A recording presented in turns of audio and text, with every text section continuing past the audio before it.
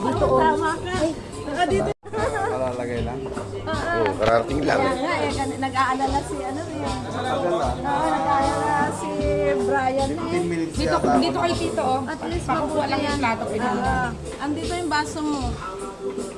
Sabi niya, mabuti rin yung pinahingahan natin.